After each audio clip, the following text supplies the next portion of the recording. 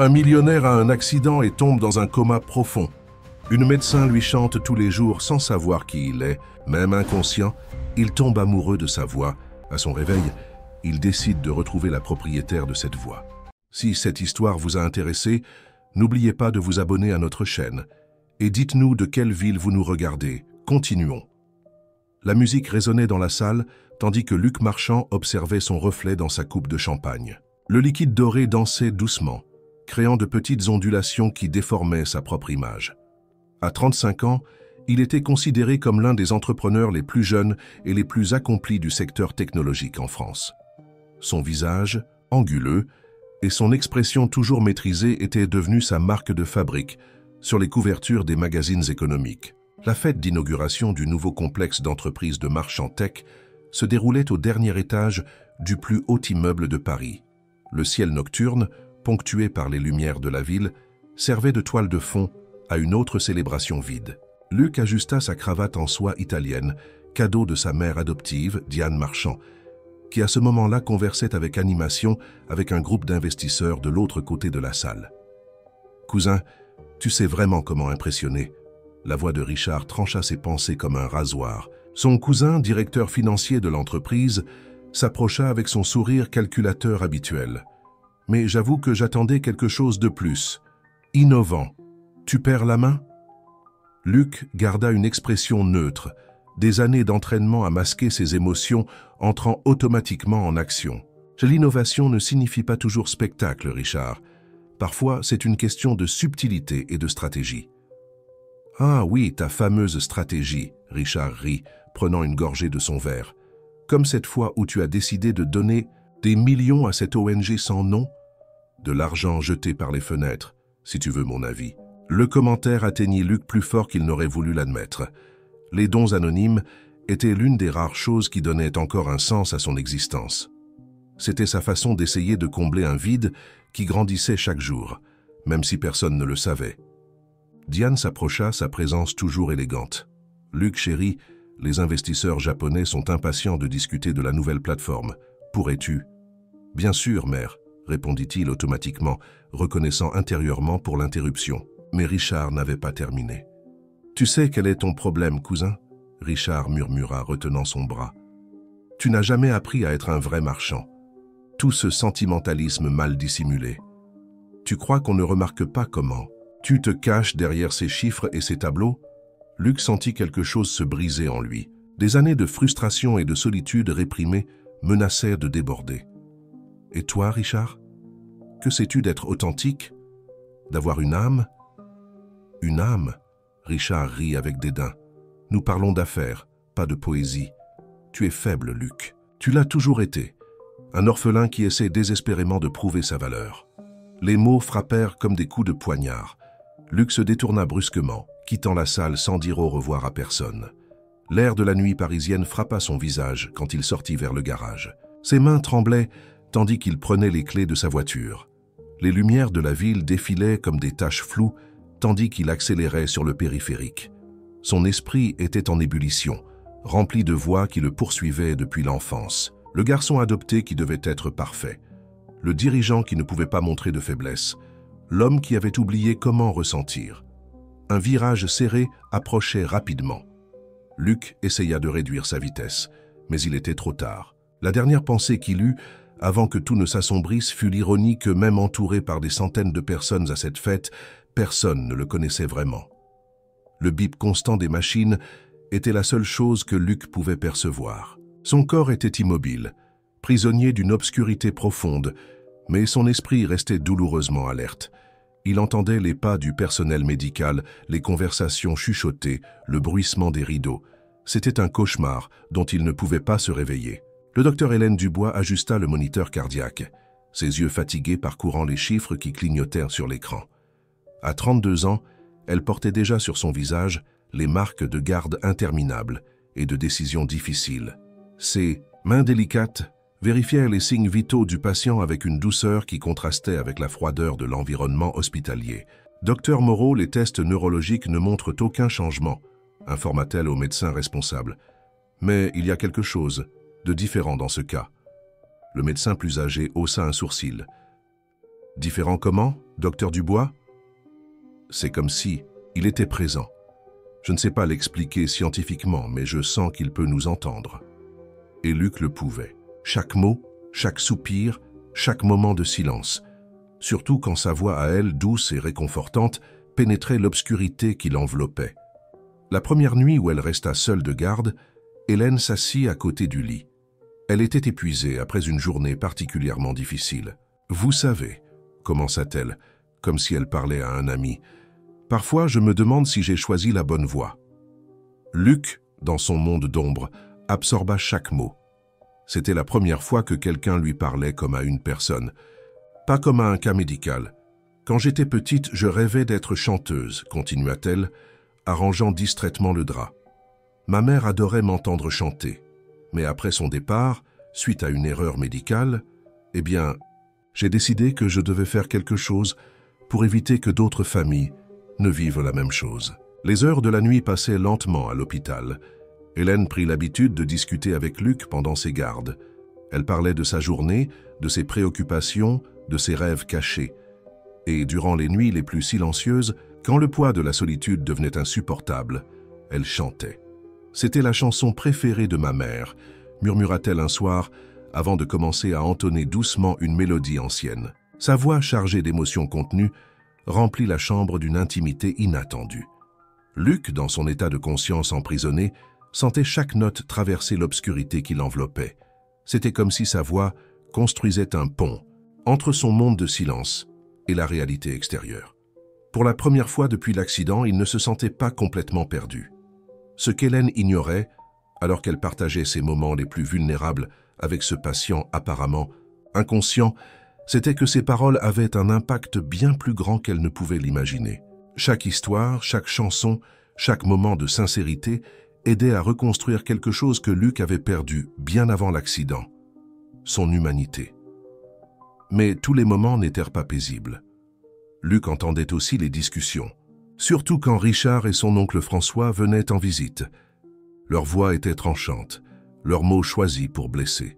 « Nous ne pouvons pas maintenir cette situation indéfiniment », argumentait Richard, un après-midi particulièrement tendu. « L'entreprise a besoin de décisions, et il est là occupant un lit premium comme un actif déprécié. »« Du calme, Richard, » répondait François, sa voix calculatrice et neutre. « Nous devons être stratégiques à ce sujet. Un faux pas. Et la presse nous tombera dessus comme des vautours. » Hélène, qui passait dans le couloir à ce moment-là, sentit son estomac se nouer face à la froideur de la conversation. Elle attendit qu'il parte pour entrer dans la chambre, les yeux humides d'une colère contenue. Hélène gardait un secret qu'elle ne comprenait pas totalement elle-même. Dans ses longues conversations nocturnes avec Luc, quelque chose commença à s'éveiller dans sa mémoire, des fragments d'un passé qui semblait trop lointain pour être réel.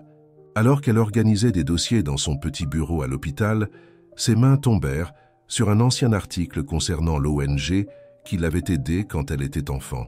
« Tu ne vas pas croire ce que j'ai trouvé aujourd'hui », dit-elle à Luc ce soir-là, s'asseyant dans le fauteuil près du lit. « Tu te souviens de cet incendie dont je t'ai parlé? Quand j'ai presque tout perdu à 12 ans, j'ai découvert plus d'informations sur l'organisation qui m'a aidé à l'époque. » Ses doigts parcoururent doucement le papier jauni. La fondation Nouveaux Horizons. Ils sont apparus comme des anges quand j'en avais le plus besoin. Ils ont payé le traitement, m'ont assuré un endroit où vivre et même fourni le matériel scolaire. Sa voix faiblit légèrement. Le plus incroyable, c'est que je n'ai jamais su qui était derrière ces dons. Tout était anonyme. Luc, dans son silence forcé, sentait son cœur s'accélérer. Il se souvenait parfaitement de cette fondation. C'était l'un de ses premiers projets secrets, initié dès qu'il avait pris le contrôle d'une partie des affaires familiales. L'idée était née après avoir trouvé d'anciens documents sur sa propre adoption qui l'avaient fait s'interroger sur combien d'autres enfants avaient besoin d'une seconde chance. Parfois, poursuivit Hélène, je pense à comme la vie fait à d'étranges détours. Cette petite fille effrayée qui a tout perdu est devenue médecin. Et maintenant, je suis ici, essayant de rendre l'appareil d'une certaine façon. La garde suivait sa routine normale quand Madame Célestine, une dame qui travaillait au nettoyage de l'hôpital, entra dans la chambre. Connue pour sa sensibilité spirituelle, Elle disait toujours qu'elle pouvait sentir des énergies spéciales chez certains patients. En voyant Hélène, elle sourit d'une manière énigmatique. « Docteur, avez-vous remarqué comme il réagit? Quand vous chantez ?» demanda Madame Célestine, tout en passant soigneusement le chiffon sur les meubles. Hélène fronça les sourcils. « Comment ça, Madame Célestine ?»« Les appareils, ma fille. Ils changent de rythme.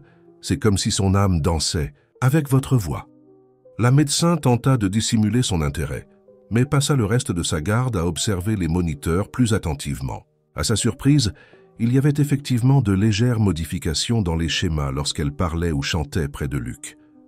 Pendant la nuit, Hélène reçut un appel qui la perturba. C'était du directeur de l'hôpital, l'informant d'une réunion urgente avec des représentants de la famille Marchand. « Nous devons discuter d'alternatives, » dit-il, choisissant soigneusement ses mots. Après avoir raccroché, elle retourna dans la chambre de Luc. Ses mains tremblaient légèrement, tandis qu'elle vérifiait les équipements. « Je ne les laisserai pas te faire du mal, » murmura-t-elle, plus pour elle-même que pour lui.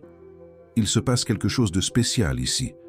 Je peux le sentir. » Cette nuit-là, contredisant toute sa formation médicale et sa rationalité, Hélène fit quelque chose de différent. Elle prit son vieux cahier de chansons, celui qui conservait les mélodies que sa mère aimait tant, et commença à chanter doucement une mélodie en espagnol. « Gracias a la vida que me ha dado tanto » Sa voix remplit la chambre d'une émotion profonde. Les larmes qu'elle retenait depuis si longtemps trouvèrent enfin la liberté de couler. Ce qu'Hélène ne remarqua pas, concentrée sur sa musique, fut le petit changement sur le moniteur cardiaque. Pendant un bref instant, le schéma changea significativement, comme si le cœur de Luc essayait de suivre le rythme de la chanson. Madame Célestine, qui passait dans le couloir, s'arrêta silencieusement à la porte. Son sourire mystérieux s'élargit en observant la scène. Elle pouvait voir ce que les autres ne voyaient pas, une connexion invisible qui se renforçait, un lien qui transcendait la barrière entre conscience et inconscience. « C'est ainsi que les âmes se reconnaissent », murmura-t-elle pour elle-même, s'éloignant discrètement. Parfois, nous devons tout perdre pour trouver ce qui compte vraiment. La salle de réunion de l'hôpital était remplie d'une tension palpable. Richard Marchand, impeccable dans son costume italien, présentait une série de documents aux membres de la direction. Sa voix coulait avec la douceur d'un vendeur expérimenté, mais ses yeux révélaient une froideur calculatrice. Comme vous pouvez le voir, il gesticulait vers les graphiques projetés sur l'écran. Maintenir un patient en état végétatif pendant si longtemps représente un coût significatif pour l'hôpital. Notre entreprise est prête à offrir une solution plus adéquate. Hélène, assise dans un coin de la salle, sentait son estomac se retourner. La solution proposée par Richard impliquait le transfert de Luc vers une clinique de moindre envergure, où les coûts seraient réduits, et par conséquent, la qualité du traitement également.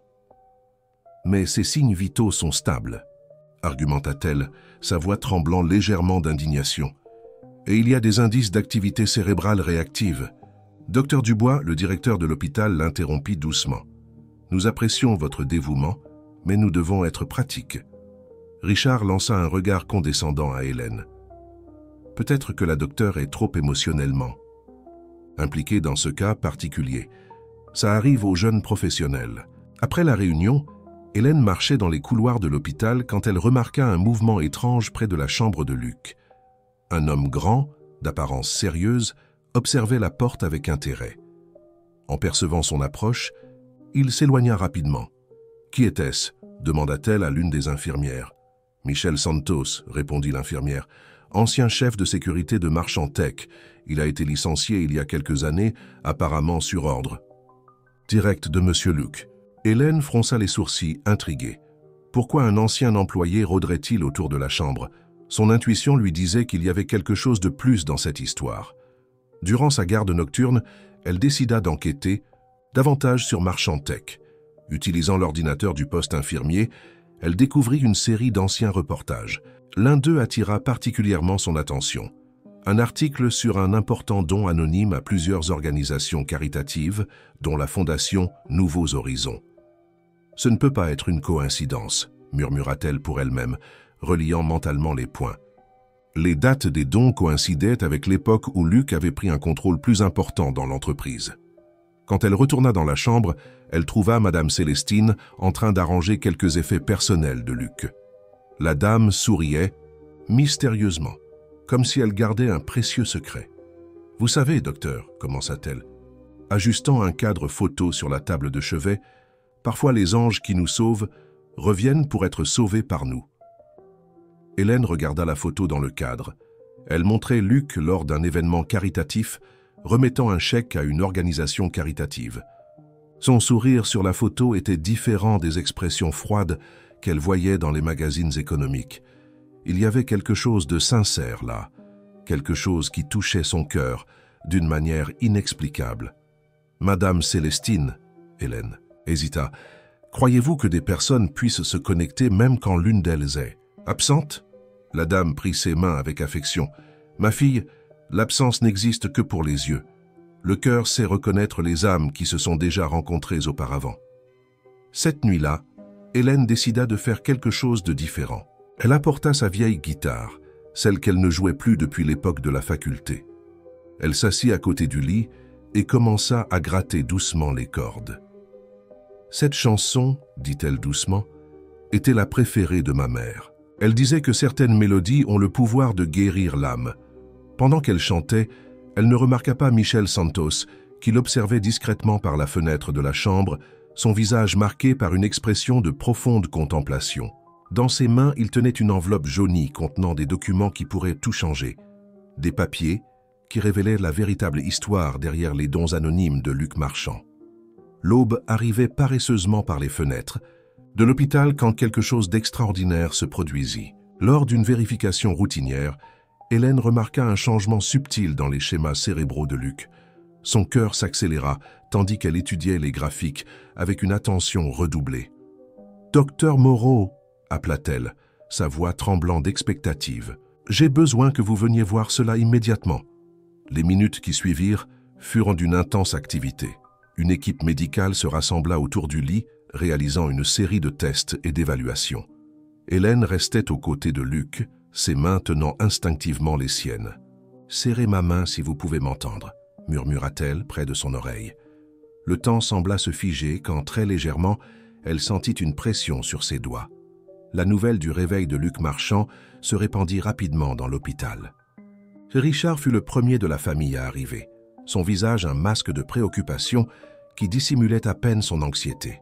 « Nous devons le transférer immédiatement dans une clinique privée », insista-t-il, gesticulant nerveusement avec ses documents. « J'ai tout préparé. » « Ce ne sera pas possible pour le moment, » intervint le docteur Moreau avec fermeté. « Le patient a besoin d'une surveillance constante durant cette phase critique. » Hélène observait la scène avec une appréhension croissante. Quelque chose dans le comportement de Richard la dérangeait profondément. C'était comme s'il craignait que Luc ne retrouve complètement conscience. Durant l'après-midi, Michel Santos revint à l'hôpital. Cette fois, il ne se cacha pas. Il s'approcha directement d'Hélène lorsqu'elle sortait pour sa pause. « Docteur Dubois », sa voix était basse et urgente, « nous devons parler. C'est à propos de Luc Marchand et de vous. » Ils se rencontrèrent à la cafétéria de l'hôpital. Michel sortit de sa sacoche une série d'anciens documents. « Il y a 15 ans, j'ai été injustement licencié de Marchand Tech », commença-t-il, les yeux fixés sur les papiers. « Ou du moins, je pensais que c'était injuste à l'époque. Luc m'a accusé de négligence concernant la sécurité des données confidentielles, mais maintenant je sais qu'il me protégeait. » Hélène fronça les sourcils, confuse. « Protégeait de quoi ?» « Des fichiers que j'avais découverts accidentellement. Des documents sur des dons secrets, des transferts bancaires vers des organisations caritatives, incluant un don significatif à la Fondation Nouveaux Horizons après un incendie spécifique. » Le cœur d'Hélène s'arrêta un instant. L'incendie. Dans ma maison. Michel acquiesça gravement. Luc a découvert l'accident. Il a personnellement veillé à ce que vous receviez tout le soutien nécessaire, mais a tout maintenu anonyme. Quand il a réalisé que j'avais trouvé les registres, il m'a éloigné de l'entreprise avec une généreuse indemnité pour éviter que Richard ne découvre. Mais pourquoi Richard ne pouvait-il pas savoir? Parce qu'il s'est toujours opposé à toute initiative philanthropique de l'entreprise. Pour lui, la charité est un gaspillage de ressources, et il avait suffisamment d'influence au conseil pour bloquer toutes les tentatives de Luc d'utiliser l'argent de l'entreprise pour aider les gens. Hélène sentit le monde tourner. Toutes les pièces commençaient à s'emboîter. Les dons mystérieux, l'hostilité de Richard, les changements dans les signes vitaux quand elle chantait. « Il y a autre chose », continua Michel, hésitant. « J'ai trouvé des informations sur la mère biologique de Luc. Elle est toujours en vie, vivant dans les rues de Paris. Elle a été forcée de l'abandonner à l'adoption quand elle était très jeune. » À ce moment, une infirmière fit irruption dans la cafétéria. « Docteur Dubois, venez vite. Le patient, il essaie de parler. » Hélène courut vers la chambre, son cœur battant la chamade. En entrant, elle trouva Luc les yeux mi-clos, luttant pour former des mots. Elle s'approcha, tenant sa main comme elle l'avait fait tant de fois ces derniers mois. « Je suis là », murmura-t-elle. « Vous êtes en sécurité. » Les lèvres de Luc bougèrent légèrement, et un mot presque inaudible s'échappa. « Merci. » Les jours qui suivirent le réveil de Luc furent intenses. Sa récupération progressait lentement, mais Hélène remarquait quelque chose de différent dans son regard, une profondeur qui n'apparaissait pas dans les anciennes photos des magazines économiques. C'était comme si l'expérience du coma avait transformé quelque chose de fondamental dans son essence. Durant les séances de kinésithérapie, Luc démontrait une détermination silencieuse. Ses yeux suivaient Hélène chaque fois qu'elle était dans la chambre, mais il ne pouvait pas encore beaucoup parler. Les quelques mots qu'il prononçait étaient chuchotés, comme s'il gardait un secret. Richard intensifia ses visites, toujours accompagné d'avocats et de consultants. Un après-midi particulièrement tendu, Hélène le trouva en train de discuter avec François dans le couloir. « Il n'est pas en état de prendre des décisions commerciales », argumentait Richard, gesticulant avec emphase. « Nous devons activer le protocole de succession temporaire que nous avons préparé. Et comme par hasard, tu serais le successeur, » répondit François sur un ton ironique. « Très commode, n'est-ce pas ?» Hélène passa devant eux en faisant semblant de ne pas entendre, mais son cœur était lourd. Cette nuit-là, pendant sa garde, elle trouva Madame Célestine allumant une bougie sur le petit autel qu'elle maintenait dans la salle du personnel. « Que pensez-vous qu'il va se passer ?» demanda Hélène, s'asseyant à côté de la dame. « Ah, ma fille !» Madame Célestine sourit son sourire énigmatique. « Parfois, nous devons tout perdre pour découvrir ce que nous avons vraiment. Ce jeune homme, il est différent. L'obscurité lui a enseigné la valeur de la lumière. » Le jour suivant, pendant la séance de kinésithérapie, quelque chose d'inattendu se produisit. Tandis qu'Hélène aidait Luc avec les exercices, il serra sa main avec plus de force que d'habitude. « J'ai tout entendu », parvint-il à dire, sa voix encore faible. Chaque mot, chaque chanson. Hélène se figea, son cœur battant de façon désordonnée. « Luc, vous n'avez pas besoin de... »« Si, j'en ai besoin, » insista-t-il, faisant un effort visible pour parler. « Vous m'avez ramené. Pas seulement du coma, mais d'années de solitude. » Des larmes silencieuses commencèrent à couler sur le visage d'Hélène. Toutes les nuits de confession, toutes les chansons chantées dans l'obscurité, tous les moments de vulnérabilité partagés, il avait tout entendu. À ce moment, Michel entra dans la chambre portant un dossier. En voyant Luc éveillé et parlant, un sourire sincère illumina son visage. « Monsieur Marchand » commença-t-il, mais Luc l'interrompit d'un geste. « Michel, pardonnez-moi, » dit Luc, sa voix gagnant en force. « J'aurais dû expliquer, j'aurais dû faire confiance. »« Il n'y a rien à pardonner, » répondit Michel, s'approchant du lit. « Je comprends maintenant, et j'ai apporté quelque chose que vous devez voir. » Il ouvrit le dossier, révélant d'anciens documents et photographies. Parmi elles, une image décolorée montrait une jeune femme tenant un bébé. « Votre mère biologique », expliqua Michel doucement. « Elle n'a jamais cessé de penser à vous. Après avoir été forcée de vous abandonner, elle a perdu son chemin. Mais elle est toujours en vie, vivant dans les rues de Paris. » Luc ferma les yeux, absorbant l'information. Lorsqu'il les rouvrit, il y avait une nouvelle détermination dans son regard. « Hélène », appela-t-il, sa voix plus ferme, « j'ai besoin de votre aide. Je ne peux pas laisser Richard prendre le contrôle de l'entreprise, ni qu'il continue à saboter les projets sociaux. Mais d'abord, je dois retrouver ma mère. » Hélène regarda cet homme qu'elle avait d'abord connu à travers le silence, puis à travers la musique, et maintenant à travers ses paroles et ses actions. Une idée commença à se former dans son esprit. « Et si » commença-t-elle hésitante. « Et si vous disparaissiez pendant un temps? Laissez Richard penser qu'il a gagné pendant que nous nous organisons? Michel acquiesça lentement, comprenant le plan. « Je peux aider avec ça. J'ai des contacts, des endroits sûrs. Mais... » « D'abord, interrompit Luc, sa voix chargée d'émotion, « je veux vous entendre chanter encore. T'as une fois, maintenant que je peux ouvrir les yeux pour voir. » Le plan fut mis en action lors d'une nuit sans lune. Michel avait tout préparé méticuleusement. Faux documents, un appartement discret en périphérie de la ville et une nouvelle identité pour Luc. Hélène, de son côté, s'assura que son transfert vers un centre de réadaptation soit programmé pour cette nuit précise. « Vous êtes sûr de vouloir faire cela ?» demanda Hélène, aidant Luc à s'habiller avec des vêtements ordinaires, très différents des costumes coûteux qu'il portait habituellement. Ses cheveux avaient été coupés différemment et une barbe naissante commençait à modifier ses traits caractéristiques. « Je n'ai jamais été aussi sûr de quelque chose dans ma vie, » répondit-il, sa voix plus forte après des semaines de thérapie orthophonique. « C'est la seule façon de protéger tout ce que j'ai construit et de découvrir qui je suis vraiment. » Madame Célestine entra dans la chambre portant une amulette. « Pour la protection, dit-elle, la plaçant autour du cou de Luc, et pour que vous n'oubliez pas qui vous êtes, même quand vous prétendez être quelqu'un d'autre. » Le moment du transfert arriva. Une ambulance attendait dans le parking, mais Luc n'y arriverait jamais. Au milieu du trajet, lors d'un changement planifié de brancard, lui et Michel disparurent, par une porte de service rarement utilisée. « Nous nous retrouverons à l'adresse convenue », murmura Michel à Hélène, avant de partir avec Luc. Quand Richard arriva à l'hôpital le lendemain matin, il ne trouva qu'une chambre vide et une équipe médicale confuse. Sa fureur fut explosive. « Comment ça, il a disparu ?» cria-t-il au directeur de l'hôpital. « Vous aviez un patient en convalescence ? Et vous l'avez perdu ?» Hélène observait la scène de loin, maintenant une expression inquiète qui masquait son implication dans le plan. Pendant ce temps, dans un simple appartement du quartier de Montmartre, Luc commençait sa nouvelle vie temporaire en tant que Daniel Laurent, un professeur de mathématiques en convalescence après un accident.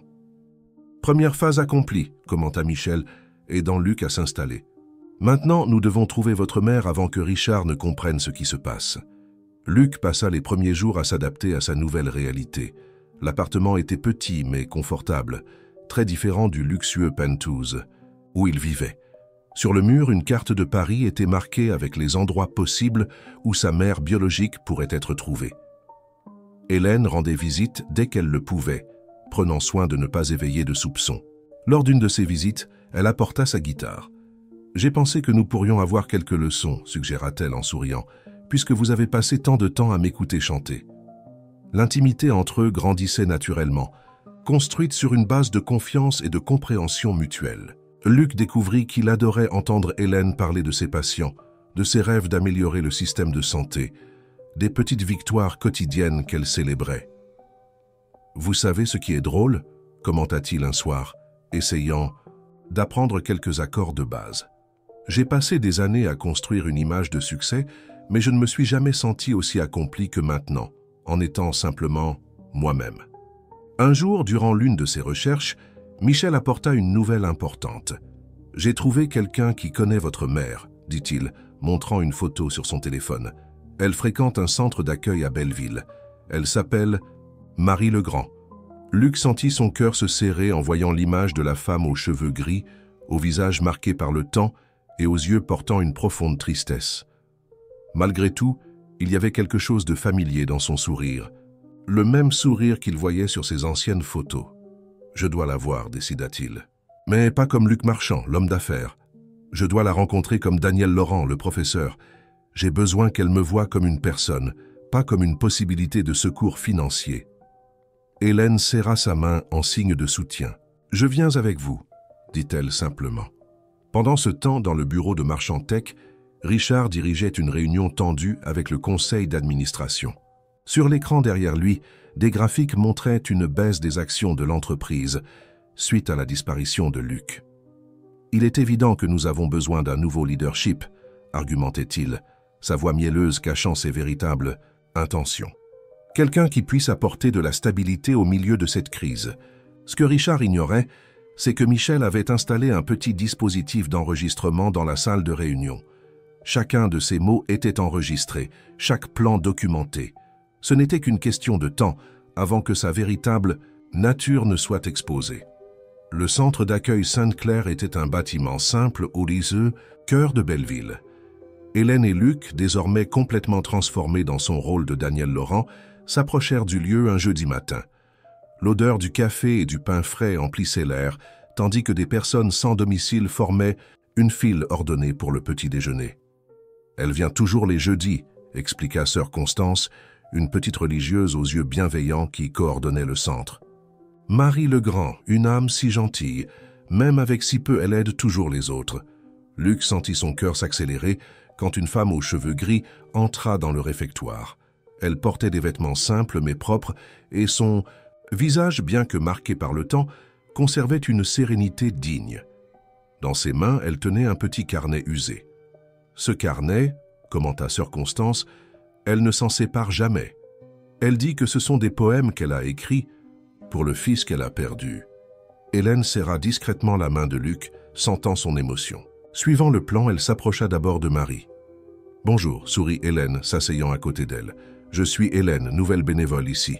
J'ai vu que vous écriviez... » Marie leva les yeux, un sourire timide illuminant son visage. « Ah oui, ce ne sont que quelques pensées idiotes. Vous aimez la poésie ?»« En fait, » répondit Hélène, « j'aime davantage la musique. Mais on dit que la poésie et la musique sont sœurs, n'est-ce pas ?» Luc observait l'interaction de loin, chaque geste de sa mère se gravant dans sa mémoire. La façon dont elle inclinait légèrement la tête en souriant, sa manière de tenir la tasse de café à deux mains, de petits détails qu'il garderait pour toujours. Les jours suivants, Luc et Hélène fréquentèrent régulièrement le centre d'accueil. Lui, en tant que Daniel, offrait des cours de mathématiques de base à ceux qui voulaient apprendre. Marie assistait toujours aux cours, assise discrètement au fond de la salle. « Vous avez un don pour l'enseignement », commenta-t-elle un jour, après un cours. « Vous me rappelez quelqu'un que j'ai connu il y a longtemps. » Luc sentit sa gorge se serrer. « Vraiment ?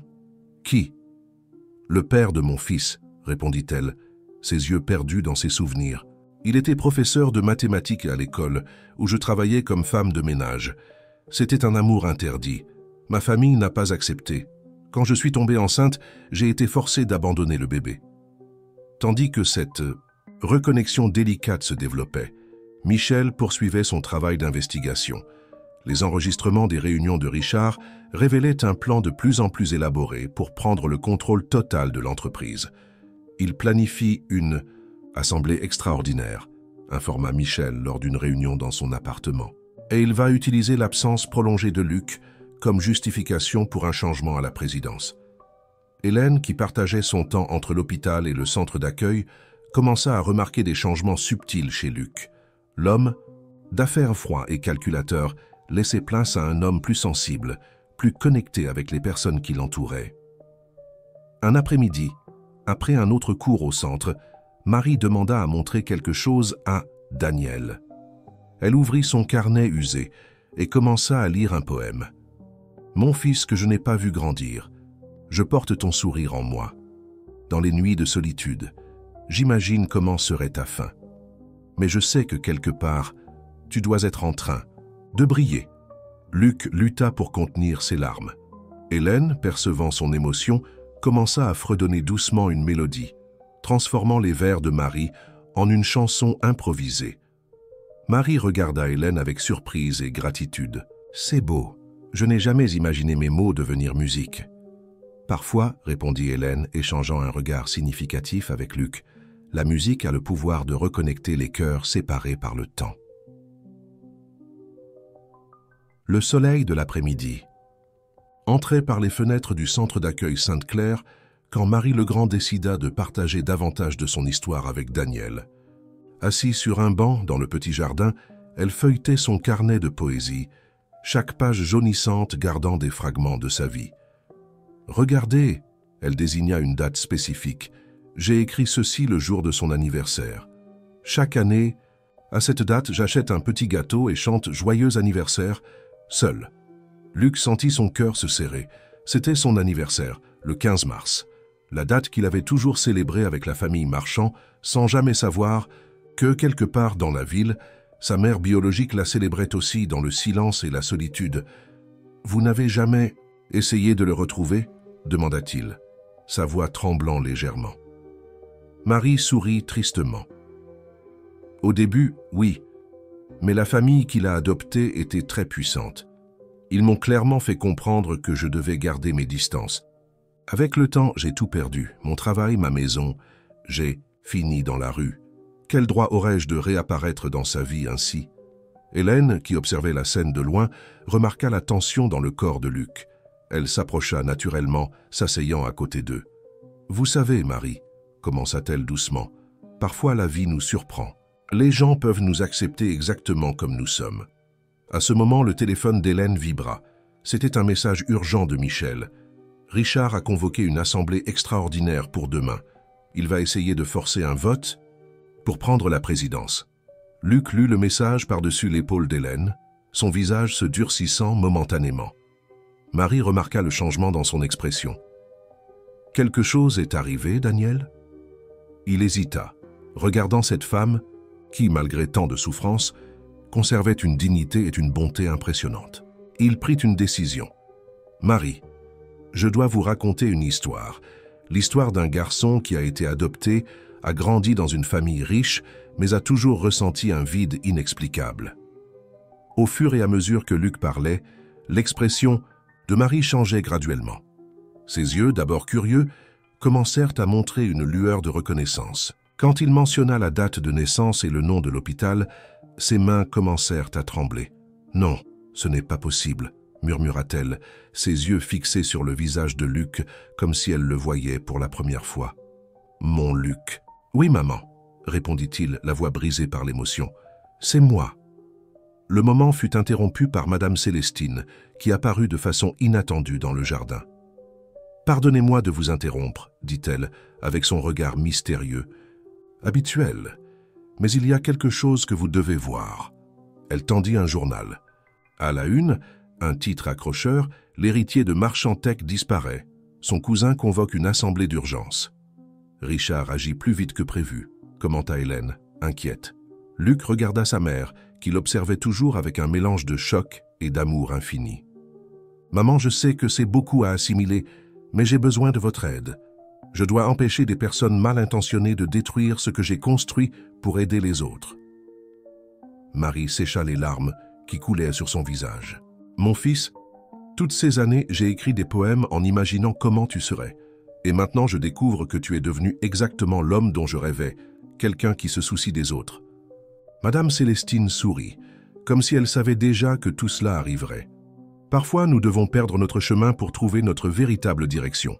Hélène prit sa guitare, qu'elle portait toujours avec elle lors des visites au Beaumont Centre. « Marie, vous vous souvenez de ce poème que nous avons transformé en musique?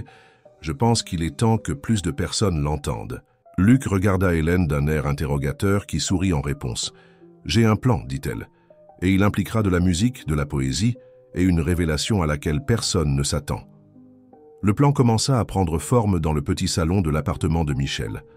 Hélène, Luc, Marie et Madame Célestine se réunirent pour discuter des détails, tandis que l'ancien chef de sécurité organisait une série de documents sur la table. « L'assemblée se tiendra dans l'auditorium principal de Marchantec », expliqua Michel, montrant le plan du bâtiment. Richard a invité la presse, transformant clairement cela en un spectacle public. Il a toujours eu un faible pour la dramatisation, commenta Luc, un léger sourire ironique aux lèvres. Mais cette fois, nous allons l'utiliser à notre avantage. Hélène prit sa guitare, grattant doucement les cordes tout en expliquant son idée. Marchantec a toujours organisé des événements caritatifs, n'est-ce pas? Et si nous transformions cette assemblée en quelque chose de plus grand? Marie, qui restait silencieuse en absorbant tout, ouvrit son carnet de poésie. « Mon fils, tous ces mots que j'ai écrits, c'était ma façon de te garder vivant dans mon cœur. Peut-être qu'ils peuvent maintenant servir un objectif plus grand. » Madame Célestine s'approcha de Marie, plaçant une main sur son épaule. « Vos paroles portent des années d'amour et de nostalgie. Il est temps que le monde connaisse cette histoire. » Durant les heures suivantes, Hélène et Marie travaillèrent ensemble, transformant les poèmes en une chanson qui racontait leur histoire. L'histoire d'une mère séparée de son fils, d'un amour qui a survécu au temps et aux circonstances. Luc observait les deux femmes les plus importantes de sa vie collaborer, ressentant une émotion qu'il n'avait jamais éprouvée durant toutes ses années de succès professionnel. « Michel, appela-t-il l'ancien responsable de la sécurité, nous avons besoin d'une chose de plus, tous les registres des dons anonymes, particulièrement pour la Fondation Nouveaux Horizons. »« J'ai déjà prévu, » répondit Michel, montrant un dossier. « Et il y a plus. J'ai trouvé des preuves que Richard détournait l'argent des projets sociaux de l'entreprise depuis des années, transformant des dons en investissements personnels. » Hélène arrêta de jouer, une expression préoccupée sur son visage. « Luc, êtes-vous sûr de vouloir faire cela? Exposer toute votre vie ainsi ?» Il s'approcha d'elle, prenant ses mains dans les siennes. « Pour la première fois de ma vie, je suis absolument certain de ce que je veux. Je ne suis plus cet exécutif froid qui vivait pour les chiffres. Vous m'avez appris, durant ces mois à l'hôpital, que la vraie force réside dans la vulnérabilité, dans la capacité à se permettre de ressentir. » Marie observait l'interaction entre son fils et Hélène, les yeux embués.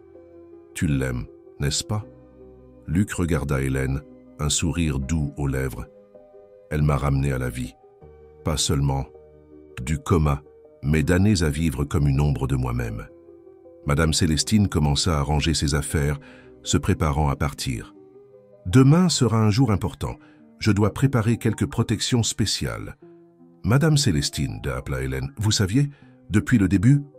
La dame sourit de son sourire mystérieux habituel. « Ma fille, il y a des choses que les yeux ne voient pas, mais que le cœur reconnaît instantanément. Quand je vous ai vus tous les deux ensemble pour la première fois à l'hôpital, j'ai compris que vous étiez des âmes qui se connaissaient déjà d'autres vies. » Tandis que la nuit avançait, les préparatifs continuaient. Michel organisait la sécurité, s'assurant qu'ils auraient accès à l'auditorium au bon moment. Hélène et Marie répétèrent la chanson qu'elles avaient créée, leur voix s'harmonisant d'une façon qui semblait prédestinée. Luc, observant tout, pensait à comme sa vie avait changé. De l'exécutif solitaire à l'homme maintenant entouré d'amour véritable, une mère qui n'avait jamais cessé de l'aimer, une femme qui l'avait sauvé par sa voix et son âme, des amis loyaux qui risquaient tout pour l'aider. Demain, pensa-t-il, ne sera pas seulement une question de sauver l'entreprise. Il s'agira de récupérer l'humanité qui existe dans chaque histoire, dans chaque geste d'amour. L'auditorium de Marchantec était comble ce matin-là. Des cadres en costumes coûteux, des journalistes avides et d'importants actionnaires occupaient chaque siège disponible. Richard, impeccable dans son costume italien, dirigeait l'assemblée avec un sourire confiant. « Comme vous le savez tous, » commença-t-il, sa voix étudiée et inquiète, « mon cousin Luc a disparu depuis des semaines. En tant que famille et dirigeants responsables, nous ne pouvons pas permettre que l'entreprise continue sans leadership. » Dans les coulisses, Hélène ajustait le microphone sur sa robe simple mais élégante. Marie, portant des vêtements neufs, choisis spécialement pour l'occasion, tenait son carnet de poésie d'une main tremblante. Michel, discrètement positionné près de l'entrée principale, faisait les derniers réglages sur le système sonore. « Le moment est délicat », poursuivit Richard, gesticulant vers les graphiques projetés derrière lui. « Mais j'ai un plan détaillé pour amener Marchantec vers de nouveaux sommets. D'abord, nous devons réévaluer certains investissements discutables. » Au premier rang, Diane Marchand, mère adoptive de Luc, observait tout avec une expression tendue. À ses côtés, François jouait nerveusement avec sa cravate. Et qu'en est-il des projets sociaux? Une voix féminine résonna du fond de l'auditorium. Tous se tournèrent pour voir Hélène, qui marchait calmement vers la scène. Richard fronça les sourcils. « Excusez-moi, mais c'est une réunion privée. »« Oui, elle est privée, » acquiesça Hélène, montant sur scène avec sa guitare. « Mais certaines histoires doivent être racontées, peu importe leur caractère privé. » Elle commença à gratter doucement les cordes de la guitare, emplissant l'auditorium d'une mélodie douce et mélancolique. De l'autre côté de la scène, Marie émergea des ombres, son carnet ouvert dans les mains. « Ceci est une histoire d'amour, » commença Marie, sa voix tremblant légèrement. L'histoire d'une mère qui a été forcée d'abandonner son fils, mais qui n'a jamais abandonné son amour pour lui. Richard tenta d'intervenir, mais Michel avait déjà pris le contrôle du système sonore. Sur l'écran géant derrière eux, des documents commencèrent à apparaître. Registres de dons, tableurs financiers, preuve des manipulations de Richard. Pendant des années, continua Hélène tout en jouant, ce fils a grandi, est devenu un homme de succès. Mais quelque chose manquait toujours dans sa vie, jusqu'à ce qu'un accident le force à s'arrêter, à écouter, à ressentir. Marie commença à chanter les vers qu'elle avait écrits au fil des ans, sa voix gagnant en force à chaque mot. Hélène l'accompagnait à la guitare, leur voix s'entrelaçant dans une harmonie qui faisait retenir son souffle à tout l'auditorium. Diane, marchant, porta les mains à son visage, des larmes coulant sur ses joues en reconnaissant l'histoire. François regardait Richard avec une expression de compréhension croissante et de dégoût. « Impossible !» tenta de crier Richard, mais sa voix fut étouffée par la musique et les murmures qui s'élevaient dans la salle. C'est alors qu'une silhouette émergea de l'entrée latérale de l'auditorium. Luc, toujours habillé des vêtements simples de Daniel Laurent, mais avec l'allure et la présence que tous reconnaissaient, marcha jusqu'au centre de la scène. « Chaque mot de cette chanson est vrai », déclara-t-il, sa voix forte et claire. « Tout comme sont vrais les documents que vous voyez. Marchand Tech n'a jamais été seulement une question de profit et de chiffres.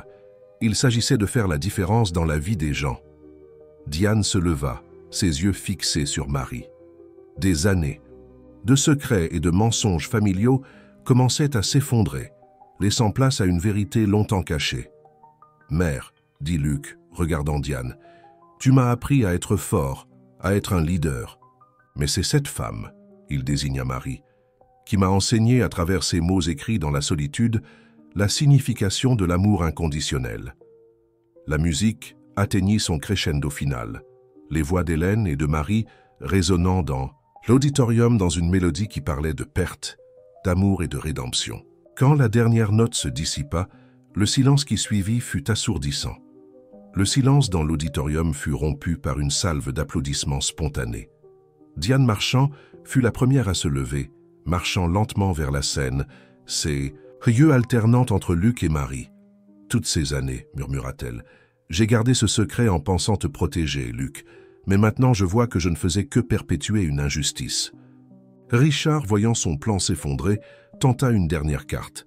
« C'est un spectacle théâtral, vous ne pouvez pas croire cette histoire fantaisiste. »« Fantaisiste » interrompit Michel, projetant de nouveaux documents sur l'écran. « Comment ? Expliques-tu ces registres, Richard ?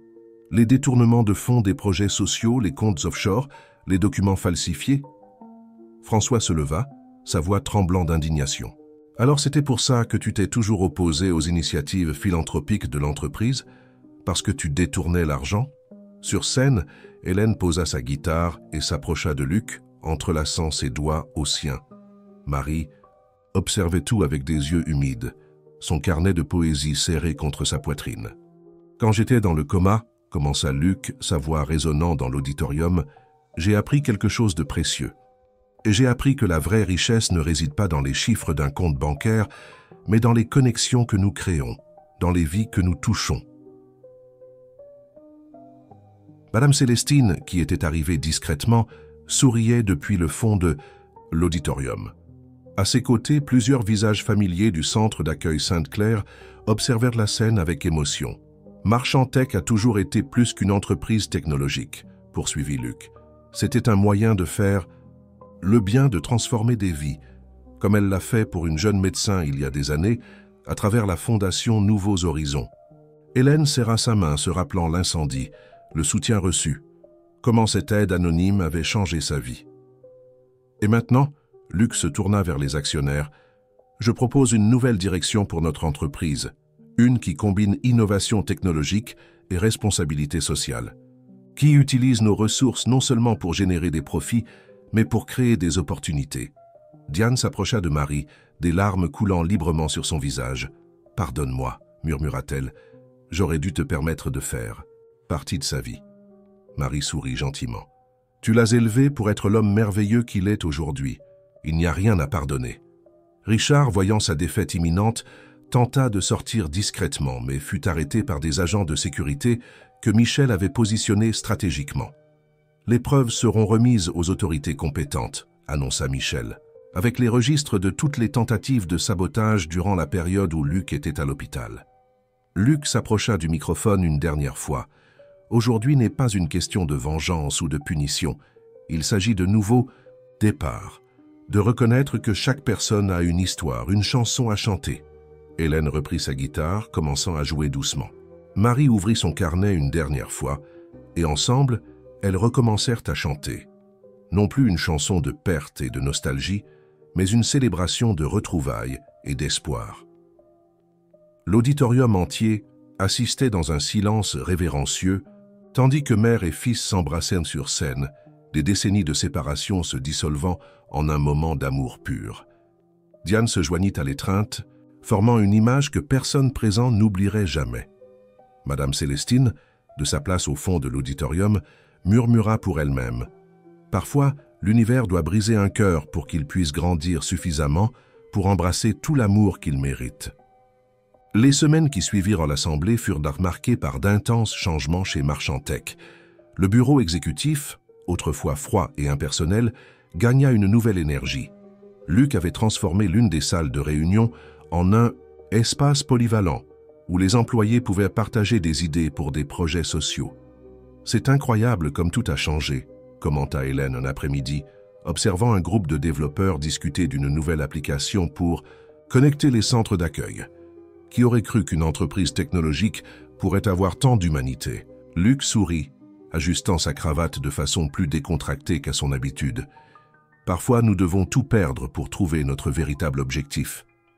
Marie était devenue une présence constante dans l'entreprise, non pas comme la mère du président, mais comme coordinatrice du nouveau programme d'assistance sociale. Son carnet de poésie avait inspiré un projet d'atelier d'écriture créative pour les personnes en situation de vulnérabilité. « Regardez », commenta Madame Célestine, entrant dans la salle avec son attitude caractéristique. « Comme l'univers travaille de façon mystérieuse.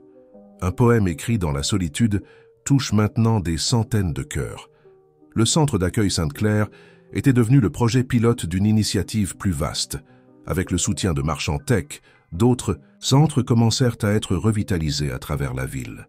Michel, désormais directeur de la responsabilité sociale de l'entreprise, coordonnait personnellement chaque nouveau projet. « Savez-vous ce qui est le plus impressionnant ?» commenta-t-il durant une réunion. « Les chiffres montrent que plus nous investissons dans des projets sociaux, plus l'entreprise croît. C'est comme si le marché comprenait enfin que succès et responsabilité sociale peuvent aller de pair. » Diane Marchand partageait désormais son temps entre le conseil d'administration et le travail bénévole. La cohabitation avec Marie avait transformé les deux femmes en amies inséparables, unies par l'amour du même fils. « Je n'aurais jamais imaginé pouvoir ressentir tant de paix », confia Diane à Hélène pendant un café. « C'est comme si un poids énorme avait été retiré de mon cœur. » Un après-midi, alors que Luc organisait quelques documents dans son bureau, il trouva une vieille photo, lui encore bébé, dans les bras de Diane. À côté de celle-ci, il plaça une nouvelle photographie, lui entre Diane et Marie, tous souriants durant un déjeuner dominical. « C'est une belle famille que vous avez », commenta Hélène, entrant dans le bureau avec sa guitare. Elle avait gardé l'habitude de jouer pendant ses pauses de travail à l'hôpital, maintenant en tant que directrice du nouveau programme de musicothérapie. « Notre famille », corrigea doucement Luc, l'attirant près de lui. « Vous en faites partie depuis le premier jour quand votre voix m'a ramené. » Sur l'écran mural du bureau, une présentation montrait les nouveaux projets en développement. Une application pour connecter donateurs et causes sociales, un programme de formation professionnelle pour personnes sans domicile et un réseau de centres culturels combinant technologie et art. Richard n'aurait jamais compris cela, réfléchit Luc, observant les projets. Il ne voyait que des chiffres, alors que la vraie valeur était dans les histoires derrière eux. Hélène gratta quelques notes sur sa guitare. « En parlant d'histoire, votre mère a fini de mettre en musique tous les poèmes de son carnet. Voulez-vous entendre le dernier ?» Tandis que la douce mélodie emplissait la pièce, Luc ferma les yeux, se laissant porter par la musique. Chaque note semblait raconter un fragment de son voyage. L'exécutif solitaire, le patient dans le coma, l'homme qui redécouvrit le sens de l'amour. « Savez-vous ce qui est le plus incroyable ?» demanda-t-il quand la musique s'acheva. « Chaque personne que nous aidons aujourd'hui a sa propre histoire, sa propre musique à faire entendre. » À l'extérieur du bureau, le soleil se couchait sur Paris, peignant le ciel de teintes orange et rose. À la réception de Marchand Tech, un nouveau logo avait été installé avec un slogan qui résumait la nouvelle philosophie de l'entreprise. Technologie avec un but, innovation avec du cœur. La transformation de Marchand Tech eut un retentissement bien au-delà des limites de l'entreprise. Par un matin ensoleillé, Luc contemplait la vue depuis son bureau tout en lisant les titres des principaux journaux économiques. Marchand Tech révolutionne le modèle de gestion d'entreprise. Technologie et responsabilité sociale. Le nouveau paradigme corporate. Vous avez créé un mouvement, commenta Hélène entrant dans le bureau avec un dossier de rapport. D'autres entreprises commencent à suivre notre exemple. Le nouveau projet dont Luc était le plus fier était le centre culturel Merci la vie, un espace qui combinait technologie, art et assistance sociale. Le lieu, installé dans un ancien entrepôt rénové, était devenu un point de rencontre pour des personnes de toutes classes sociales. Marie coordonnait les ateliers d'écriture créative, ses cours toujours remplis de personnes désireuses d'apprendre à transformer leurs histoires en poésie. Diane, quant à elle, avait découvert un talent pour l'orientation professionnelle, aidant les jeunes des quartiers défavorisés à trouver leur voie. « Regardez qui arrive !» annonça Madame Célestine, entrant dans la pièce avec un groupe de visiteurs spéciaux. C'était une classe d'enfants du projet social, tous équipés de tablettes offertes par l'entreprise. « Tonton Luc !» crièrent-ils en chœur, courant pour l'embrasser. Luc avait tenu à maintenir un contact personnel avec les bénéficiaires des projets, n'oubliant jamais que chaque chiffre dans un tableau représentait une vie réelle. Hélène prit sa guitare, présence constante dans sa vie, et commença à jouer doucement. Les enfants la rejoignirent bientôt, chantant une chanson qu'ils avaient composée dans les ateliers de musicothérapie. « C'est incroyable comme la musique a ce pouvoir d'unir les gens », commenta Michel observant la scène depuis la porte. Il venait de rentrer d'un voyage, où il avait présenté le modèle de Marchand Tech dans un congrès international de responsabilité sociale. La journée était spéciale pour une autre raison. C'était le lancement officiel de l'application Connexion Solidaire, une plateforme qui reliait donateurs, bénévoles et projets sociaux. L'idée était née des expériences personnelles de Luc, qui connaissait bien l'importance de faire le bien anonymement. « Vous savez ce qui m'émeut le plus ?» commenta Marie durant la présentation de l'application. « Voir comment une histoire de séparation s'est transformée en milliers d'histoires d'union. L'auditorium de l'entreprise, le même où des mois auparavant s'était déroulée l'assemblée qui avait tout changé, était maintenant rempli de visages souriants, représentants d'ONG, entrepreneurs, artistes et personnes en situation de vulnérabilité, tous unis par le même objectif. Luc monta sur scène pour faire son discours, mais avant il fit un geste vers Hélène. Elle comprit immédiatement, prenant sa guitare et se positionnant à ses côtés. Marie les rejoignit, son inséparable carnet de poésies à la main. « Il y a 1 an, commença Luc, j'étais un homme différent. Je vivais entouré de chiffres, mais vide de sens. Il a fallu un accident, une période d'obscurité, pour que je puisse vraiment voir. » Hélène commença à gratter doucement les cordes de la guitare, tandis que Marie ouvrait son carnet à la page la plus récente. « Aujourd'hui, nous ne présentons pas seulement une application ou un projet social. Nous présentons une nouvelle façon de voir le monde des affaires. Une où le succès ne se mesure pas seulement en profit, mais en sourire, en histoire transformée, en vie touchée. » La douce musique d'Hélène servit de fond à Marie pour réciter ses nouveaux vers, écrits spécialement pour l'occasion. Des vers qui parlèrent de recommencement, d'amour inconditionnel, de comment parfois nous devons nous perdre pour nous retrouver. Madame Célestine, dans son coin habituel, souriait de sa manière mystérieuse. « Vous voyez » murmura-t-elle à Diane, qui se tenait à ses côtés. « Parfois, l'univers doit faire de grands détours pour mettre tout à la bonne place. » Sur l'écran. Derrière eux, des images des divers projets alternaient. Enfants apprenant la programmation, personnes âgées découvrant l'Internet, artistes de rue exposant dans des galeries numériques, sans-abri formés pour le marché du travail. « Ce n'est que le début », conclut Luc, sa voix chargée d'émotion, « parce que quand la technologie s'unit à l'amour, il n'y a pas de limite à ce que nous pouvons accomplir. » L'automne parisien peignait les rues de teintes dorées quand Hélène décida de faire une surprise spéciale à Luc. Pendant des mois, elle avait travaillé secrètement sur un projet avec Marie, mettant en musique tous les poèmes que la mère de Luc avait écrits durant les années de séparation. Vous êtes sûr que tout est prêt? Demanda Hélène à Michel, qui ajustait les derniers détails dans l'auditorium du centre culturel Merci la Vie. Tout est conforme, répondit-il, vérifiant une dernière fois le système sonore. Madame Célestine est en train de l'amener. L'espace avait été transformé. Sur les murs, des projections montraient d'anciennes photos. Luc bébé dans les i, bras de Diane. Marie jeune écrivant dans son carnet des coupures de journaux sur la Fondation Nouveaux Horizons et des images plus récentes des projets sociaux de Marchand Tech. Marie répétait avec une chorale formée de personnes, accueillies par les projets sociaux de l'entreprise. Leurs voix se mélangeaient harmonieusement, chantant les mots qu'elle avait écrits durant des nuits solitaires, maintenant transformés en mélodies d'espoir. « Il arrive », annonça Diane, entrant précipitamment dans l'auditorium. Madame Célestine a réussi à le convaincre de venir avec cette histoire de bénédiction spéciale pour le centre culturel. Tout le monde prit place. Hélène se positionna au centre de la scène avec sa guitare, tandis que Marie se préparait avec la chorale en coulisses. La lumière de fin d'après-midi entrait par les vitraux, créant une atmosphère presque magique. Luc entra dans l'auditorium, guidé par Madame Célestine, et s'arrêta, surpris, en voyant l'environnement transformé. Avant qu'il ne puisse dire quoi que ce soit, les premières notes de la guitare d'Hélène emplirent l'air.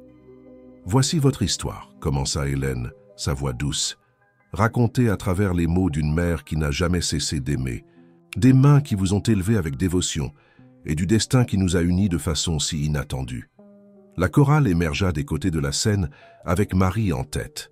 Chaque chanson racontait un chapitre différent. La naissance, la séparation, les années de recherche, les retrouvailles, la rédemption. Les projections sur les murs accompagnaient la narration, créant une expérience multisensorielle.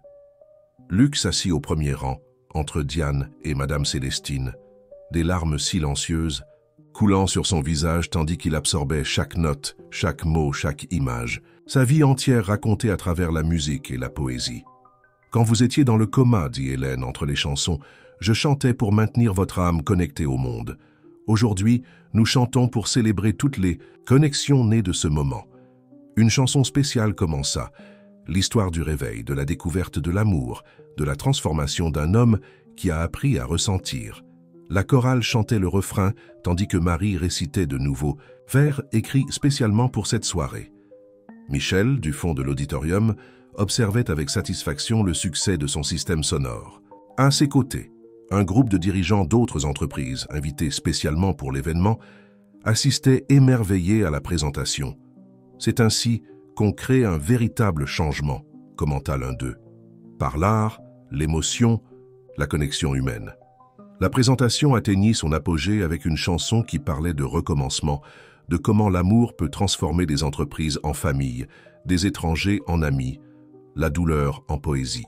Hélène et Marie chantaient ensemble maintenant, leurs voix s'entrelaçant comme leur vie s'était entrecroisée à travers Luc.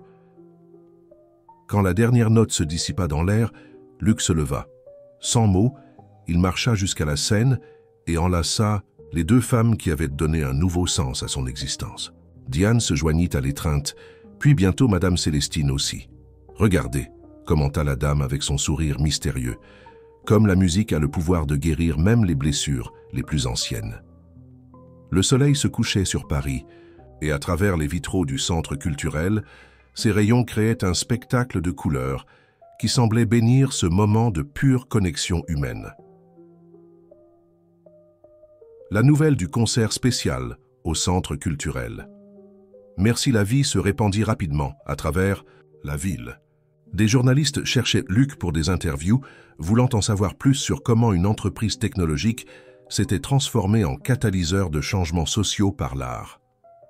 Ce n'était pas une stratégie marketing, expliquait-il, patiemment dans son bureau, maintenant décoré avec des photographies du concert. C'était un voyage de redécouverte de ce qui compte vraiment. Hélène avait transformé l'expérience en un projet pilote de musicothérapie qui était maintenant mis en œuvre dans des hôpitaux de toute la ville. Ces séances combinaient technologie et musique, permettant aux patients en convalescence de trouver réconfort et espoir à travers l'art. « C'est incroyable comme tout est connecté », commenta-t-elle lors d'une réunion avec l'équipe médicale. « La musique qui m'a aidé à supporter les nuits de garde qui a ramené Luc, aide maintenant d'autres personnes à retrouver leur chemin vers la vie. Marie était devenue une figure aimée au centre culturel.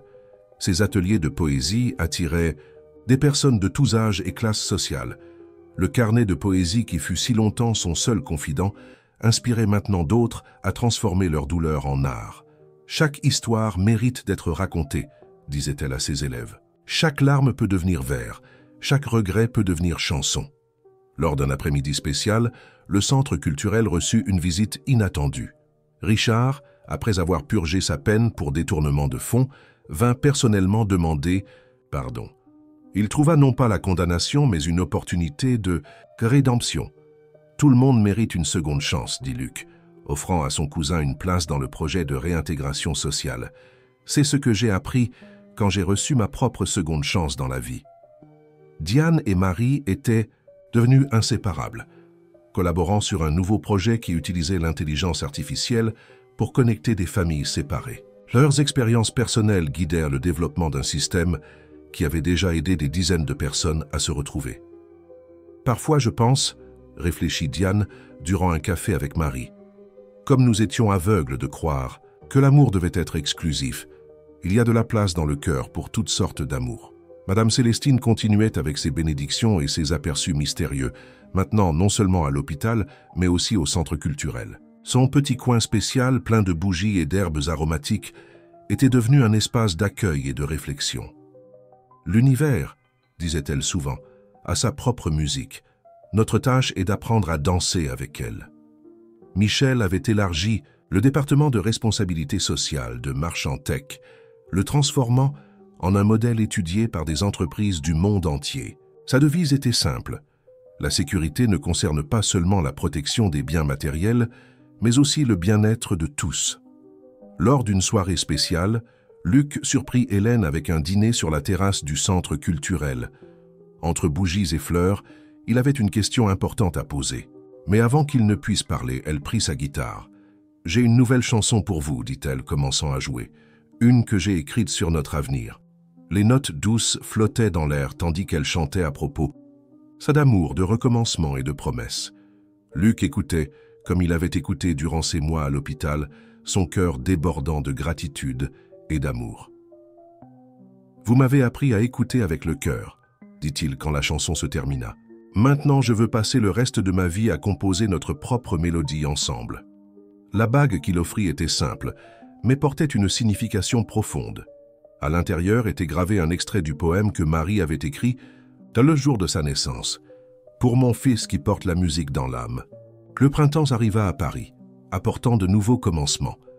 Le mariage d'Hélène et Luc serait célébré dans le jardin du centre culturel Merci la vie, un espace qui symbolisait parfaitement l'union entre art et technologie, entre l'ancien et le nouveau, entre différentes histoires qui s'entrelaçaient en une seule mélodie. Marie et Diane travaillaient ensemble aux préparatifs, transformant le lieu en un décor magique. Des fleurs naturelles se mêlaient à de petites lumières LED programmables, créant des constellations artificielles qui dansaient au rythme de la brise. Chaque détail raconte une histoire, expliquait Marie aux bénévoles qui aidaient à la décoration. Les roses blanches représentent le renouveau. Les lumières sont comme les étoiles qui me guidaient dans les nuits où j'écrivais pour mon fils. Hélène passait ses heures libres à l'hôpital, finalisant un projet spécial, un programme de musicothérapie, qui serait officiellement lancé le jour du mariage. Le système, développé en partenariat avec l'équipe technologique de Marchand Tech, permettait aux patients en convalescence de créer leur propre composition malgré des limitations physiques. « La musique m'a apporté l'amour de ma vie », expliquait-elle à ses collègues médecins. Maintenant, je veux garantir que d'autres patients aient la chance de trouver leur propre guérison à travers elle. Luc, quant à lui, avait transformé la présidence de Marchand Tech en un modèle de gestion collaborative. Son bureau avait maintenant des murs de verre, symbolisant la transparence devenue la marque de fabrique de l'entreprise. Dans un coin spécial, la guitare d'Hélène était toujours présente, rappelant à tous que même les décisions les plus importantes devaient avoir une âme. Vous avez transformé non seulement l'entreprise, mais tout le marché, commenta un journaliste durant une interview. Comment vous sentez-vous à ce sujet? Ce n'était pas une transformation planifiée, répondit Luc, regardant par la fenêtre le centre culturel qui s'élevait de l'autre côté de la rue. C'était une évolution naturelle quand nous avons appris à équilibrer la logique des chiffres avec la poésie de la vie. La veille du mariage, une surprise émouvante attendait le couple. Les élèves des ateliers de Marie, avec la chorale du centre culturel, avaient préparé une présentation spéciale. Chaque participant avait contribué avec un vers ou une mélodie, créant une composition unique qui racontait l'histoire de Luc et Hélène. « Regardez », commenta Madame Célestine, ses yeux brillants de sa sagesse caractéristique, comme l'amour a le pouvoir de créer de nouvelles constellations d'affection. Michel coordonnait la sécurité de l'événement avec son nouveau style humanisé. Au lieu de caméras et détecteurs de métal, il misait sur une équipe formée à l'accueil et à la médiation de conflits. La vraie sécurité, disait-il, commence par le respect et finit par l'amour. Richard, qui avait trouvé son propre chemin de rédemption en travaillant avec des jeunes en situation de vulnérabilité sociale, demanda à participer à la cérémonie d'une façon spéciale. Il voulait jouer du piano pendant l'entrée d'Hélène, une musique qu'il avait composée durant sa période de réflexion. La musique nous enseigne que l'harmonie ne signifie pas l'absence de notes différentes, expliqua-t-il durant la répétition, mais plutôt la capacité de faire fonctionner toutes les notes ensemble. La nuit précédant le grand jour, Hélène trouva Luc sur la terrasse du centre culturel. Il était assis au piano, essayant d'apprendre la mélodie qu'elle chantait toujours pendant ses gardes à l'hôpital. « Elle n'est pas encore parfaite », s'excusa-t-il quand il la vit. « Elle n'a pas besoin d'être parfaite », répondit-elle, s'asseyant à ses côtés. « Elle doit juste être vraie comme notre amour. » Ensemble, ils commencèrent à jouer, lui au piano, elle à la guitare. Leurs musiques différentes se rencontrèrent graduellement dans une harmonie unique, tout comme leur vie s'était entrelacée de façon inattendue et parfaite. Du jardin en dessous, Marie et Diane observèrent la scène, leur cœur rempli de joie. Le carnet de poésie de Marie était ouvert à une nouvelle page, où elle commençait à écrire des vers sur comment l'amour avait le pouvoir de transformer non seulement les personnes, mais tout un monde autour d'elle. Le jour du mariage se leva avec une lumière spéciale sur Paris, le jardin du centre culturel. Merci la vie était transformée. Un chemin de fleurs naturelles menait à un hôtel où technologie et nature fusionnaient harmonieusement. De petits écrans holographiques projetaient des papillons numériques qui semblaient danser entre les fleurs réelles. Hélène se préparait dans une salle spéciale, accompagnée par Marie. Sa robe, une création unique, incorporait de petites lumières qui pulsaient doucement comme un cœur battant. Mais l'accessoire le plus précieux était une épingle, délicate faite avec des pages de l'ancien carnet de poésie de Marie. Chaque mot ici, expliqua Marie, aidant à ajuster l'épingle, a été écrit avec amour. Maintenant, il t'accompagne dans ce nouveau départ. De l'autre côté du centre culturel, Luc ajustait sa cravate tandis que Diane arrangeait sa boutonnière. « Mon fils, dit-elle doucement, aujourd'hui tu n'es pas seulement le président de Marchand Tech ou le fils de tes deux mères. Aujourd'hui tu es simplement un homme amoureux, prêt à écrire un nouveau chapitre. » Madame Célestine circulait dans le lieu, aspergeant ses herbes aromatiques et murmurant des bénédictions. Elle avait préparé un rituel spécial qui mélangeait tradition et innovation, des bougies électroniques qui changèrent de couleur selon les vibrations de l'environnement. L'amour, expliquait-elle aux invités curieux, est comme une fréquence universelle qui harmonise toutes les autres énergies. Le moment de la cérémonie arriva. Richard se positionna au piano, ses mains tremblant légèrement sur les touches. Quand il commença à jouer, la mélodie qu'il créa était une version délicate de la chanson qu'Hélène chantait habituellement à l'hôpital, un symbole de sa propre transformation et rédemption. Hélène apparut au début du chemin de fleurs, radieuse. Dans ses mains, outre le bouquet, elle portait son inséparable guitare. Luc, en la voyant, sentit son cœur s'accélérer exactement comme durant ses nuits à l'hôpital, quand sa voix était son seul contact avec le monde. La cérémonie fut unique dans chaque détail. La chorale du centre culturel, formée de personnes accueillies par les projets sociaux, chantait des harmonies qui résonnaient dans le jardin. Les projections holographiques créaient des scénarios magiques qui se transformaient selon chaque moment. Au moment des vœux, Hélène surprit tout le monde en prenant sa guitare. « Mes vœux sont une chanson », annonça-t-elle, « car c'est à travers la musique que notre amour a commencé. » Ses doigts grattèrent doucement les cordes, tandis que sa voix emplissait le jardin d'une mélodie nouvelle. créé spécialement pour ce moment. Les paroles parlaient de rencontres prédestinées, de comment parfois nous devons perdre la voix pour trouver notre vraie musique. Luc, ému, répondit avec des mots qui venaient du fond de son âme. « Tu m'as enseigné que la vie n'est pas un tableau à remplir, mais une musique à composer.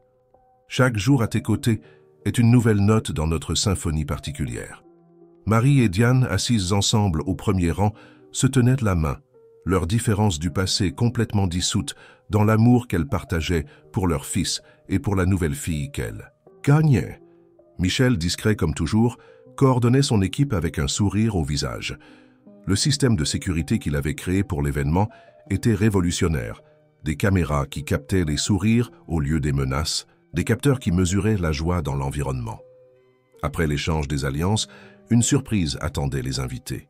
Les élèves des ateliers de Marie avaient préparé une présentation spéciale, des poèmes mis en musique qui racontèrent l'histoire de Luc et Hélène depuis l'accident jusqu'à ce moment. « Voyez » commenta Madame Célestine, ses yeux brillants, d'émotion, comme l'univers tisse ses fils d'or. Chaque moment de douleur était nécessaire pour arriver à cette joie. Le soleil commençait à se coucher quand les jeunes mariés dansèrent leur première valse.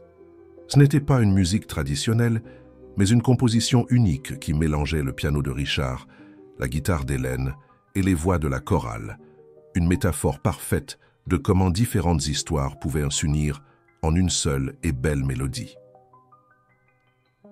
1 an s'était écoulé depuis le mariage. Le centre culturel. Merci la vie était devenu un modèle d'intégration entre technologie et humanité, inspirant des initiatives similaires dans d'autres villes. Lors d'un après-midi spécial, Hélène réunit tout le monde pour une annonce importante. L'auditorium était plein. Marie, son carnet de poésie toujours à la main, était assise au premier rang aux côtés de Diane. Les deux femmes étaient devenues inséparables, partageant non seulement l'amour pour leur fils, mais aussi une mission commune, aider d'autres familles à se reconnecter. « Vous n'allez pas le croire », commenta Madame Célestine, ses yeux brillants de leur mystère caractéristique, « mais j'ai rêvé de ce moment il y a des mois. Les étoiles étaient alignées pour cette nouvelle. » Hélène monta sur scène, sa guitare en bandoulière comme toujours. Luc l'observait depuis le premier rang, son cœur s'accélérant comme durant ses jours à l'hôpital, quand sa voix était son seul contact avec le monde extérieur. « Aujourd'hui, » commença Hélène, grattant doucement les cordes, « je veux partager une nouvelle chanson. Une qui parle de comment la vie trouve toujours des moyens de créer de nouvelles mélodies. » Ses mains glissèrent sur la guitare, créant une mélodie douce et gentille. Les paroles parlaient de petits miracles, de comment l'amour avait le pouvoir de créer une nouvelle vie. Quand elle finit de chanter, ses yeux rencontrèrent ceux de Luc. « Nous sommes enceintes », annonça-t-elle, sa voix débordant d'émotion. La nouvelle fut accueillie par une explosion de joie. Marie et Diane s'embrassèrent, des larmes de bonheur coulant sur leur visage. Michel, toujours discret, souriait dans son coin tandis que Richard, qui était devenu un homme différent, s'assit au piano pour jouer une chanson de célébration, improvisée. « 3 générations », murmura Marie, ouvrant son carnet à une nouvelle page. Une nouvelle vie pour guérir toutes les séparations du passé. Le centre culturel gagna une énergie spéciale dans les mois qui suivirent. Hélène continua son travail à l'hôpital, développant maintenant un programme spécial de musicothérapie pour femmes enceintes. Ces séances combinaient technologie de pointe avec la sensibilité de la musique en direct. Luc transforma une salle de marchand tech en un espace dédié aux projets pour familles. La technologie, disait-il souvent, doit servir à rapprocher les gens, pas à les séparer. Marie commença une nouvelle série d'ateliers de poésie, cette fois focalisée sur les histoires de famille. Son carnet, autrefois un répertoire de nostalgie, débordait maintenant d'espoir et de joie. Diane, quant à elle, organisait des événements qui unissaient différentes générations à travers l'art et la technologie. Par un après-midi spécial, alors que le soleil se couchait sur Paris, toute la famille se réunit dans le jardin du centre culturel.